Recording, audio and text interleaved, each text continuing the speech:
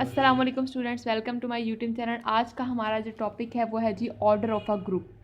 कि ग्रुप का ऑर्डर क्या होता है। Number of elements in the group is called order of the group. कि हमारे पास किसी ग्रुप के अंदर जो एलिमेंट्स की तादाद होगी वो हमारे पास शो करेगी ग्रुप के ऑर्डर को।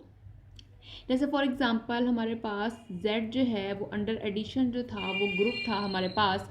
तो इसका अगर हमें ऑर्डर देखना हो तो इस सेट के अंदर कितने हमारे पास, इसके सेट में कितने एलिमेंट्स हैं हमारे पास। देखें जी, 0 +-1 +-2 and up to so on. तो इसमें इनफाइनाइट एलिमेंट्स हैं। तो इसका मतलब ये जो Z अंडर एडिशन ये जो ग्रुप था इसका जो ऑर्डर होगा वो इन्फिनिटी हो जाएगा स्टूडेंट्स। यानी इसका जो ऑर्डर है वो हमारे पास इन्फिनिटी हो जाएगा। ठीक है। इसी तरह से अगर हम Z/NZ को देखें स्टूडेंट्स, तो इसके अंदर कितने एलिमेंट्स हैं। इसमें हमारे पास रेजिड्यू क्लासेस थी, 0 की क्लास, 1 की क्लास, 2 and up to so on n-1 की क्लास। यानी इसमें n एलिमेंट्स थे स्टूडेंट्स। तो इसका ऑर्डर क्या आ गया जी, n। और n क्या था, कोई पॉजिटिव इंटीजर था।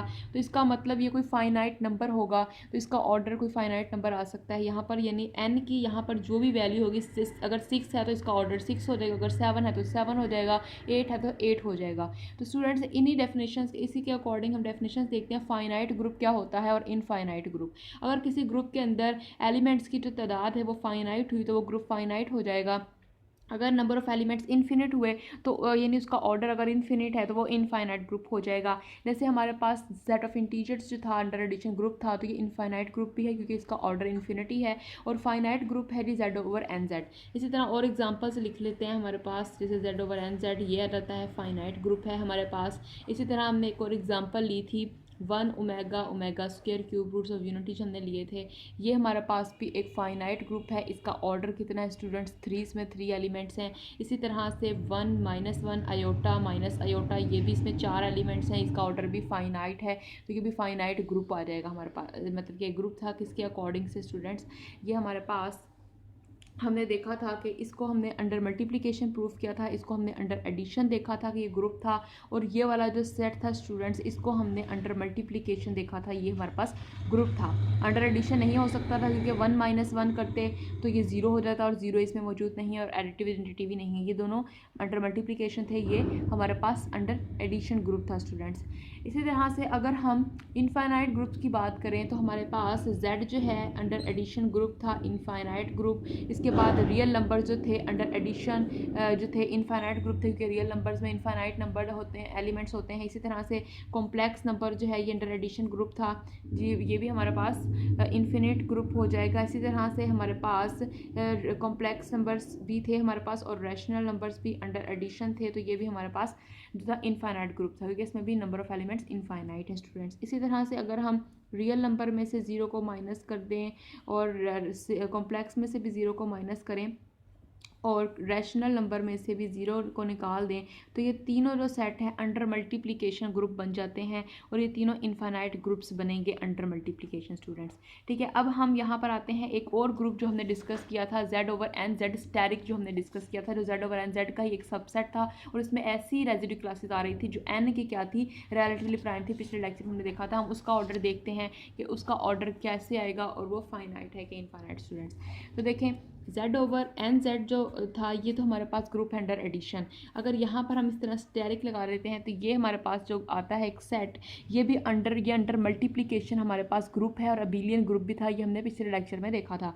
अब इसके अंदर एलिमेंट्स किस टाइप के होते हैं, इसमें ऐसी क्लासेस पड़ी होती हैं जो Z/NZ में से ही होती हैं, सच डैट जब इसका n के साथ, ये n है, इसके साथ जब ग्रेटेस्ट कॉमन डिवाइजर लिया जाए तो वो 1 के इक्वल आ जाती हैं, यानी ये आपस में रिलेटिवली प्राइम होते हैं। यहाँ पर जो जो नंबर आएंगे वो इस n के क्या होंगे, रिलेटिवली प्राइम, यानी उनका ग्रेटेस्ट कॉमन डिवाइजर क्या होगा, 1 होगा।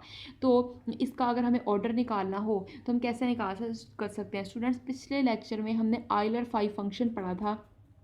आइलर 5 फंक्शन, आइलर 5 फंक्शन में हमने ये कहा था कि ये फंक्शन क्या करता है कि अगर हमारे पास कोई n दे दिया जाए तो ये 5 उसके ऊपर अप्लाई करने से हमारे पास यहाँ पर जो आंसर आएगा वो क्या होगा जी, वो हमें ये बता देगा कि ऐसे कितने नंबर होंगे जो इस n के साथ रिलेटिवली प्राइम होंगे, यानी ये काउंटिंग करके वो नंबर हमें बता देगा। हमने ये देखा था पिछले लेक्चर में। और वो कैसे हमने निकालना कैसे है, 5 अप्लाई कैसे करना है, इसकी डेफिनेशन हमने पढ़ी थी डिटेल में। आप जो है, अगर किसी ने हमारी वो वीडियो नहीं देखी तो मैं लिंक डिस्क्रिप्शन बॉक्स में दे दूँगी। स्टूडेंट्स, आप वहाँ से जाकर वो वीडियो देख सकते हैं कि फाई जो है आइलेट फाई फंक्शन कैसे अप्लाई किया जाता है और उससे कैसे वैल्यू निकाली जाती है। स्टूडेंट्स, तो हम यहाँ पे Z over N Z asterisk की बात कर रहे थे, जिसमें ऐसी रेजिड्यू क्लासेस आती हैं जो रिलेटिवली प्राइम हो इस एन के साथ। तो इस देखिए यहाँ पर हमारे पास वो एलिमेंट्स आएंगे जो इस एन के साथ रिलेटिवली प्राइम होंगे। अगर हमें इसका डायरेक्टली पूछा जाए इसका ऑर्डर क्या होगा, तो हम इसका ऑर्डर फाई ऑफ एन से निकाल सकते हैं, क्योंकि फाई ऑफ एन हमें ये बताता है कि कितने नंबर होंगे जो n के साथ रिलेटिवली प्राइम होंगे। तो अब देखें, जैसे फॉर एग्जांपल हमारे पास n की वैल्यू दे दी जाए जी 6, तो z ओवर 6 z स्टेरिक हो जाएगा। अब हमें पूछा जाए बताएं इसका ऑर्डर क्या होगा, तो ऑर्डर सीधा सीधा हम सिंपली कह देंगे 5 ऑफ 6 होगा, यानी 5 ऑफ 6 हम निकाल लेंगे। 5 ऑफ 6 कैसे निकाला जाता था, 6 को हम रिलेटिव प्राइम नंबर में लिखते, प्राइम नंबर्स प्राइम फैक्टर्स में लिखते थे। इसे 6 को प्राइम फैक्टर्स में तोड़ेंगे तो 2 × 3 हो जाएगा, या 2 की पावर 1 है, 3 की पावर भी 1 है। 5 इसके ऊपर अलग अलग से अप्लाई कर देंगे, अलग अलग अप्लाई करेंगे तो 5 ऑफ 2 5 ऑफ 3, तो ये आ जाएगा जी 2 रेज़ टू पावर 1 - 1 2 - 1।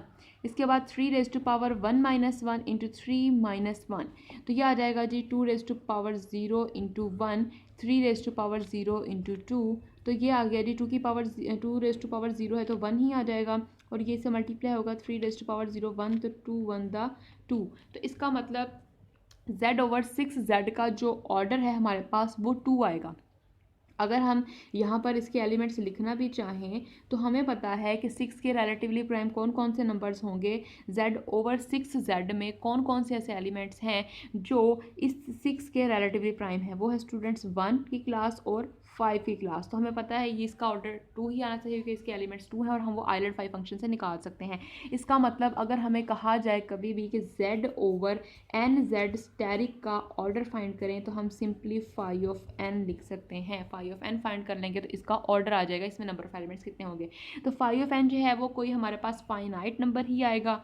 ठीक है स्टूडेंट्स, जब कोई फाइनाइट नंबर ही आएगा तो इसका मतलब कि हमारे पास z over N Z asterisk जो है ये भी हमारे पास एक फाइनाइट ग्रुप है। स्टूडेंट्स, ठीक है, समझ आइए आपको यहाँ तक। एक और एग्जांपल इससे रिलेटेड कर लेते हैं।